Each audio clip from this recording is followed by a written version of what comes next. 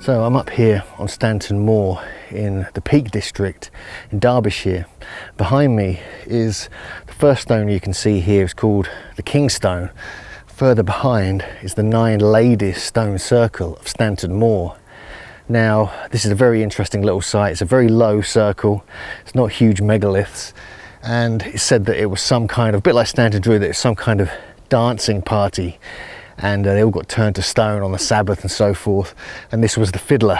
And so it's a really interesting little site, really beautiful location on hills that have about 70 cairns, and there's other remnants of stone circles in the area as well. So let's go in there and take a closer look.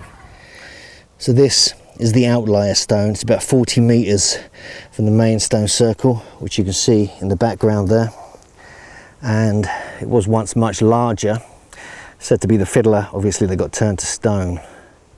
So this is millstone grit, all the stones in all the stone circle is, and it's a really beautiful location, although a very, very tiny stone circle, much like Barbrook 1, which we saw briefly earlier today.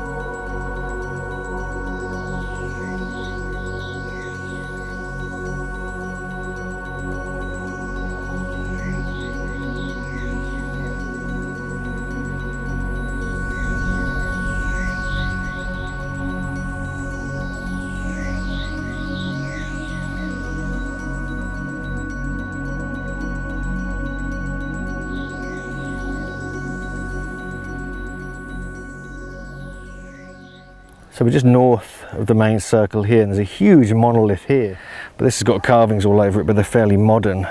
This one's even got a spiral carving on it, but I'm not convinced that that is actually ancient. But you never know, it could well be. There's more carvings on this one again, they look fairly modern. This really beautiful place, being here at the 9 Ladies stone circle on Stanton Moor. It is a Bronze Age site. It goes back about 4,000 years, 2000 BC. Small stones, not more than 2 or 3 feet tall. The King Stone's slightly larger, and it really is a beautiful, beautiful place. There's 70 cairns here, and there's other stone circles scattered across the moor, all probably Bronze Age, but who knows what lies deeper in the ground here. The ceremonies used to take place here. They found evidence of this. There's a few artifacts and burnt bones on display at the local museum. It's like a private museum when it was first excavated early last century. Were there any giants here? I don't know. We haven't looked into that in this area, but there are stories and legends and different things about Stanton Moor that you know, that do make it a very magical, inspiring place, and it's still used today for ceremonies on Beltane, the solstices, and other times of year.